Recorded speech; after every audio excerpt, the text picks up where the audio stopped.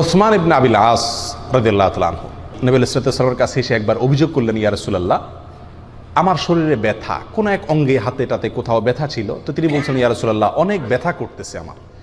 নবী সাল্লাল্লাহু আলাইহি ওয়াসাল্লাম তখন তাকে ডেকে বললেন, তুমি যেই জায়গাটা তোমার শরীরে ব্যথা করতেছে ওই জায়গাটা হাত দাও, ওখানে হাত দিয়ে 3 বার বলো বিসমিল্লাহ বিসমিল্লাহ বিসমিল্লাহ। এই 3 বার বিসমিল্লাহ বলার পরে এরপরে 7 বার এই দোয়াটা পড়ো। দোয়াটা কি?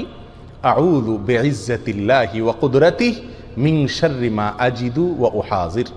আউযু বিইজ্জাতিল্লাহি ওয়া কুদরাতিহি মিন শাররি মা আজিদু ওয়া উহাজির। এই দোয়াটা 7 বার পড়ো, ইনশাআল্লাহ তোমার ব্যথা দূর হয়ে যাবে। ওই সাহাবী ওসমান রাদিয়াল্লাহু তাআলা আনহু বলেন যে আমি এই দোয়াটি 7 বার পড়লাম, তার আগে বিসমিল্লাহ 3 বার পড়লাম, ওয়াল্লাহি এরপরে আমার ব্যথা দূর হয়ে গেছে, ব্যথা আর ছিল না।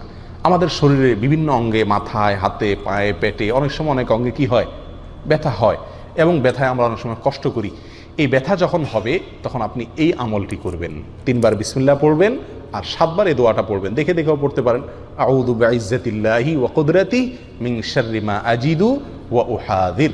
এই দোয়াটা 7 বার পড়বেন আর তার আগে বিসমিল্লাহ 3 বার পড়বেন, ওই জায়গায় হাত দিয়ে, ইনশাআল্লাহ বিইذনিল্লাহ ওই ব্যথা কি হয়ে যাবে?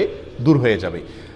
এবং এর পাশাপাশি আল্লাহ সুবহানাহু ওয়া তাআলা যেহেতু এই যুগে আমাদেরকে অনেক ভালো ভালো ঔষধের ব্যবস্থা করে দিয়েছেন, তো সেগুলোকে আমরা অবলম্বন করব, পাশাপাশি এই দোয়ার আমলটা করব।